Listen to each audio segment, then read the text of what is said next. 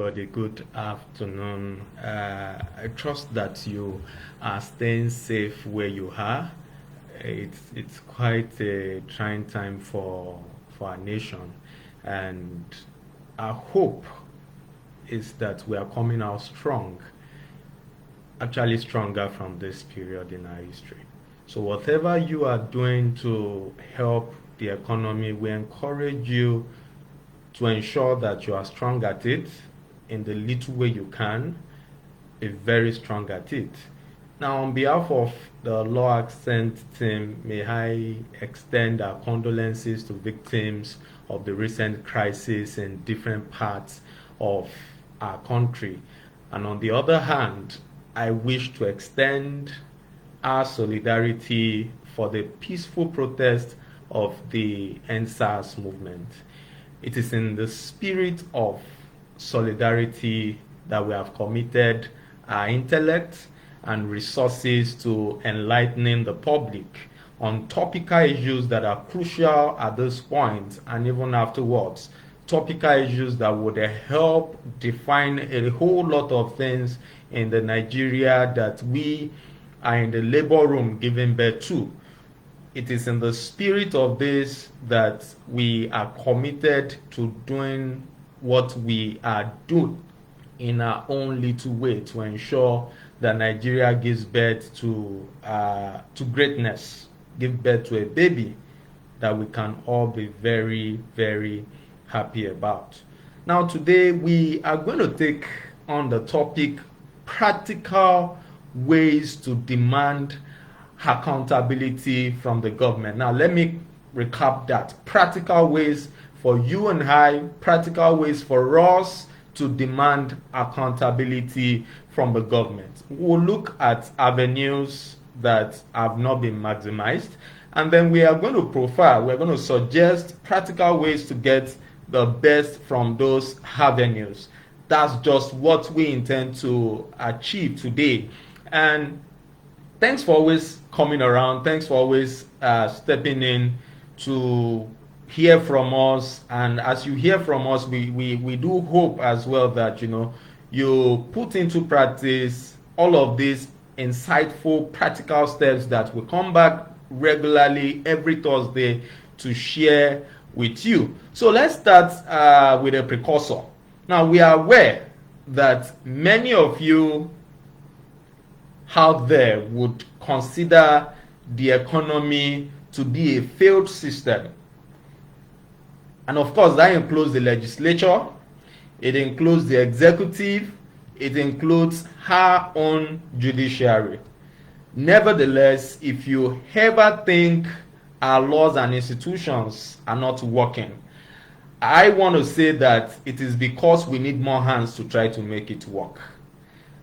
The laws we have, the institutions we have, everything good we have, men make them to work. They do not work by themselves. So the laws are going to be speechless if we do not give them a voice. The law will be speechless if not given a voice. Institutions will be abused if not used for the right purposes. And our role in all of this is to try to create that change. Our role in all of this is to try to create that enabling environment that can thrive, not for our children alone, but for our parents, for our brothers, for our sisters, for our generation, our relatives, for posterity at large. So, that is what drives what we do every day. And that is why we encourage you never to give up on the system. For the system will not work of itself if those for whom it is made do not make it work.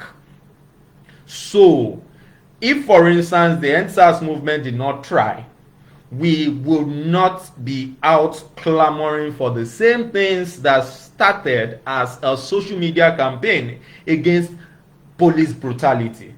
So, with that in mind, I want to encourage us that what we profile today, what we are going to be suggesting to you, they will not work of their own accord if we do not make them work together. And we'll look at 4 critical areas. 4 critical areas from where you can demand accountability from the government as an institution.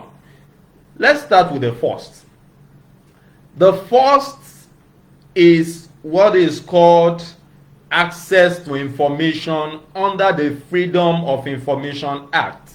Count back to 2011 when this beautiful act, this law was brought into being. Till today, I can boldly say as a lawyer that we have not maximized what the Freedom of Information Act gives to us as a people. The Freedom of Information Act provides public access to information held by public authorities. Today, we heard the governor of Lagos State, for instance, make mention of inventories, records that they are going to present and all of that. If there is any need for you or for me or for any member of the public to have access to any of these records, the Freedom of Information Act enables, permits, allows us that kind of access. If you need access to any information that has to do with any public agency or their dealings, the Freedom of Information Act allows you that opportunity to have that access to that information. Now, the law enables the public to access government information in order to ensure transparency and accountability. And that is why we are having this conversation today. So the act allows you to hold the government to be accountable, especially in an event of misappropriation of public funds and every other situation that are there for the interest of the public most especially. So it seeks to protect even public officers. So if you are there listening to this live Facebook live program and you are a government official, the Freedom of Information Act has overridden, has taken over, has nullified the Official Secrets Act, by which public officers are made to be on oath to keep public records confidential. So all of those things you see on file where they put confidential and all of those things, they are no longer obtainable by reason of the Freedom of Information Act. If you are a public officer and you disclose information, this act protects you and it protects your work against any adverse consequence from disclosure of official information. Now, information is essential. Some people will say information is power. And if we as a people, if Nigeria as a country would make significant breakthrough in the environment of good governance, especially, we need to understand, we need to embrace, we need to maximize the liberty that the Freedom of Information has given unto us as a people. So how do you maximize the provisions of the Freedom of Information Act? Now, I need to also mention this as a statement, by the way, that look, you don't even need to establish that you have certain interests that ranks above the interest of the public before you are given that access to public information. You do not need to demonstrate all of that. So what you need to do is to actually apply to the entity or the ministry, department, or government agency in question for the information. You could even go ahead to mention as well that you are ready to even pay for the cost of maybe making copies, extracting the documents as the case could be. And then when you do all of this, when you write, the law itself gives a provision, a reasonable period within which the establishment must respond to you. And if I were you, especially as a non-lawyer, one of those things I'm going to do is to actually make reference that what I'm doing is in line with the Freedom of Information Act. So that in line with that law, I'm urging that they should make available that information for me. We have done this severally. We have used this to get information from the government to keep them accountable. We have done this severally, and you don't have to be a lawyer before you can do this. Yes, you can also do this. And the worst case that would happen is when an agency, a ministry or department of the government does not give you that information, does not release that information, you have a right to approach the judiciary to compel them to release the information to you. And all of these things, they become public matters. People are more awake to their rights. And I trust that this addition will make a whole lot of sense, right, in calling back, getting information from authorities. And that way it is easy, because with information, people will say information is power. And some would also say applied information is power. Whichever one it is, our take is that Freedom of Information Act is a big power that we can leverage on. Let's move to point 2. This is 1012. Let's move to point 2 quickly. Point 2 today is a call to you to leverage on your constitutional rights to recall legislative representatives that are in charge of your area. Leverage on having these people, recalling them to account for what they are doing in your area. Now, this includes inviting them back for town hall meetings to enable for accountability. What we are saying is not far-fetched. It is not magic. It is contained in section 69 and section 110 of the 1999 Constitution as amended. Now, what does the law say? The law provides that members of a constituency can, by way of a referendum, right? They can make a call. They can make a vote alleging loss of confidence by a petition presented to the chairman of the Independent National Electoral Commission, INEC. Now, when this is done, the chairman is supposed to, within 90 days, conduct election within the constituency to determine the strength, to ascertain the veracity of the petition against that member. Now let's break all of these grammars down. Let's try to just break everything down. Now, what we are saying is this: members of the legislative chambers, whether at the level of the National Assembly or at the level of the State House of Assembly, whether it's the Senate or House of Reps, they are there because certain people at the constituency level elected them. And that is why you hear they are called representatives. So they are supposed to be representing the interests of their constituency. This same constituency can and should be able to invite them to account for what they are doing. Now, this is unverified, but it's going to be bad to confirm that certain leader of a community was given palliatives to spread, to share to members of his constituency, and this person stocked the whole thing within his chambers, within his house.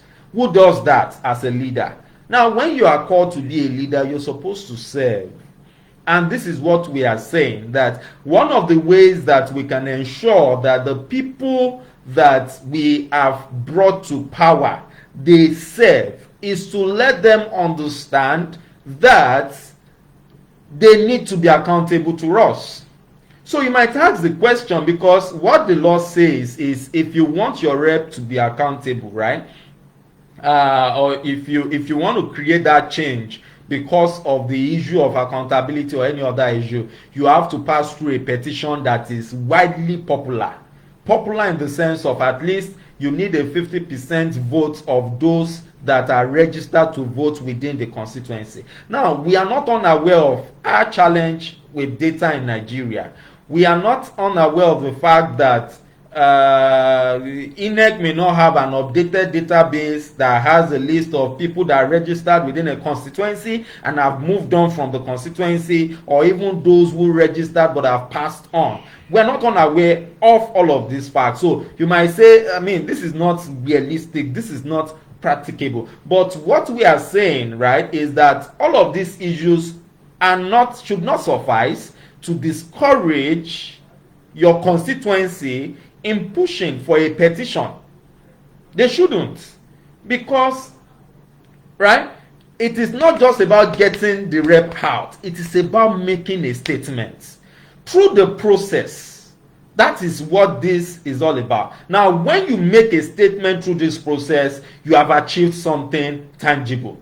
So the representative would most likely become knowledgeable, understand that he or she is not leading people that are not knowledge inclined. So this is the beginning of everything. The fact that we just need to try first. We as a people, we need to try first. We don't necessarily need to have a constitution that is all enabling or perfect in every way. But the little we have as a people, we need to try to maximize that which we already have. So make a statement by this. A whole lot is happening out there now. You can imagine, I think it was immediately after the whole occurrence at the Lekki toll gate, we saw petitions flying here, and then one of those petitions I personally saw was a petition meant for residents of the United Kingdom or Nigerians that are also UK citizens, calling on them to sign to have the UK Parliament debate the situation in Nigeria with that notion of calling the Nigerian government to order. Now, that is the power of the present economy. That is the power of the globe, as it were. That is the power of the social media, and you can leverage that power to start something within your immediate constituency, and this is what this is all about. So remember what I said earlier. It's not about getting the ultimate result. It's about making a statement, and when you make that statement, it would go a long way in determining a whole lot. It will go a long way in redefining that institution. It will go a long way in redefining what leadership should be all about at that grassroots level. So get hold of your constitution, study these provisions, and take advantage of what it provides for you in terms of inviting your representatives back home. For instance, I see no reason why the constituency that is, the person representing the constituency under which Lekki falls, I see no reason why the members of that constituency cannot summon the representative at the level of the Lagos State House of Assembly, at the level of the National Assembly, which includes the House of Reps and the Senate. I see no reason why the members cannot begin to clamor for their representative to come back home and account to them how that could have happened under their watch as leaders in that legislative chambers. This is a call to you if you are listening to us, to get more inclined on this topic and to even reach out to as many people on the power of inviting their legislative representatives, calling them back home and making a statement to them. Now let's quickly move to the next point that we have here. The next point we have is what is called public interest litigation. Public interest litigation. We give it all to the likes of Gani Fawehinmi, late Chief Gani Fawehinmi. We give it up to my boss, Femi Falana, and a whole lot of people that have been at that forefront of agitating for openness in the judicial sector, for use of the judicial sector as a powerful tool to redefine what governance should be about and to ensure that there is accountability and openness within the political space. So we give it up to them, and I dare tell you that public interest litigation is not just for lawyers. If you are a lawyer and you are listening to us, public interest litigation is not just for litigators. It's not just by reason of I'm a commercial lawyer, I'm a property lawyer. It is for every one of us. And if you are a non-lawyer, you are listening to our session today, I want to encourage you that public interest litigation is not about the fact that it is only lawyers that can do this. All of us can, and I will soon come to that. But let's start with something. There are two ways that you can get involved in public interest litigation. It could be by reason of fundamental right enforcement. And interestingly, the FREP rules, the Fundamental Right Enforcement Procedure rules, allows for public interest litigation. So what is public interest litigation? Public interest litigation is the use of the courts for matters of interest to the public. How do I put this again? If there are matters that matter to not just you in your individual private capacity, but it matters to the public, it matters to everybody around you, then public interest litigation is the way to go. And it is from there that we started a conversation about brother's keeper. If you go deep into this, for lawyers especially, there are a whole lot of cases out there talking about brother's keeper. We need to be a brother's keeper and all of those things. There are cases against public interest litigation. There are cases in support of public interest litigation. And this is why we give it on a high note to someone like Chief Gani Fawehinmi late, that really had he really helped the country to boost, to build. He laid the foundation for public interest litigation, and we must not let that effort to go in vain. So if you, for instance, know somebody that lost his or her life, or even was assaulted with and you have cogent evidences, maybe all that happened during this crisis, and it has to do with abuse of office as a police officer or as a member of the army or any of the other services. Now, this is where you can be effective.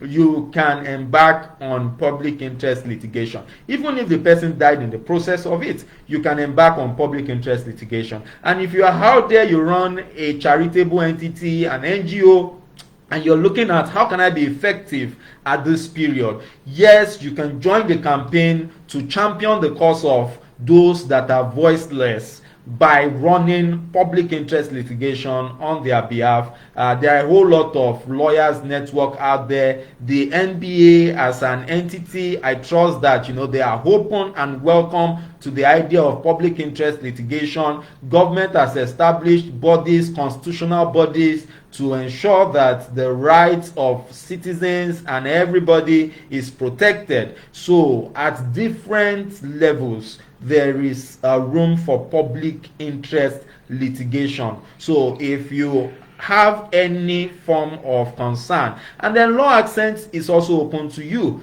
please and please and please, we are very accessible. We are open to championing the interest and the rights of members of the public that were assaulted or in any other way whose rights were affected in the course of this whole EndSARS period of protest and clamor. So we are very open. Now, another area of public interest litigation is in matters that relate to constitutional matters. I've tried to talk about human rights the other time, and the concept of brother's keeper is a very welcome thing when it comes to human rights. And you can be highly effective as an NGO, a charitable body, or as an individual. You can be your brother's keeper. You can be a lady out there wanting to champion the interest for yourself or on behalf of another person. You actually can sorosoke, which is what we are saying. So you will find that even within the legislative framework, you have an avenue to be heard. And I encourage our colleagues out there, as much as we are into a whole lot of other things to ensure that we make ends meet, let's remember that the tool we have as lawyers is a tool first for changes, is a tool for us to make the economy a better place for posterity, is a tool for us to champion the justice for people, to speak for those who cannot speak for themselves, and to ensure that we make everything and everyone around us to be better. So this is a call out to our colleagues out there. Let's unite in the forefront to use that which we know how to use the courtroom to get the best for our economy and our people as a whole. I was going to talk about public interest litigation when it comes to constitutional matters, and we've always made this call. If you are out there and you don't have a constitution yet, please and please and please, the first call is you need to get your constitution. We encourage you, have a copy of the 1999 Constitution as amended. Look, it may not be the most perfect document. It could even be far from perfection, right? It might have been imposed on our democracy, but the fact is we seem to be stuck with it for now, and we need to make the best use of it. So I encourage you, please get involved in the fight. One way to get involved is get yourself a copy of the 1999 Constitution. And if you want to have it and you don't know how to have it, please reach out to us. We are willing, we are very willing. We've held programs before where we distributed the Constitution. As far as that is still what we have, we need to find out how do we maximize, how do we get the best from this thing that we have? How do we get the best from it right now? That's what we should be out for.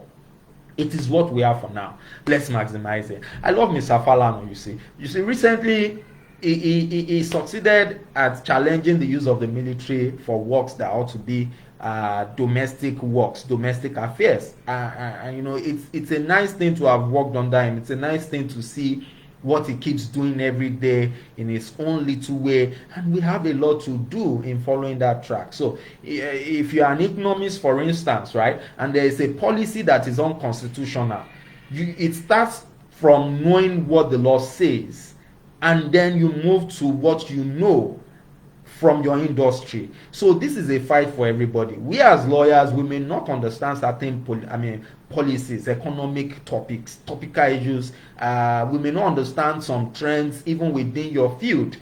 For instance, if you are a police officer, right? This was done years back, and I'm glad to have been a part of that process. It is only you that will know that there are discriminatory policies within that sector. Now, when you identify all of these things, because of your knowledge, because of your understanding from the Constitution, that is where you begin to champion the cause, to champion the illegality, the voidness of that provision. So this is a topical issue that everybody at their own space would need to help with. And it starts by you getting a constitution, and I'm encouraging you. If you need one, you can reach out to us. We are very open to getting one for you if you need one. And if you have your money, you just want us to assist you, we are very open to reaching out to people to get it for you. But even beyond getting the hard copy, get online, search for it. There are links, you get the e-copy. and sit down, study it. If you need a session on whatever you don't understand, please reach out to us. We are going to be very open to assisting you to understand the practicality of anything you read and you don't understand. Now, because of our time, we are going to be stopping here. We're still supposed to have a whole lot to talk about. Your right to vote as an instrument, social media campaigns, right to peaceful protest, which is even enshrined in the Constitution, right to association, involvement in involving international organizations in the cause. The fact that you can even, start a political association, you can register a political party. These are things that we can do within a little way to ensure that we call the government to account to us as members of the public that voted them in. I do trust that you have found what we did today highly informative, and I want to assure you that we will continue in this space, we'll continue in this line, trying to ensure that we build a knowledge inclined society. We may not be able to do everything, but this little thing we can do, we are going to do it with the whole of our strength to ensure that Nigeria gives birth to greatness. Once again, thank you. Thank you for always allowing us to come back, to address you, to guide you, to tutor you. Thanks for believing in us, and we do hope and pray that Nigeria will come out strong and stronger from this period that it currently is.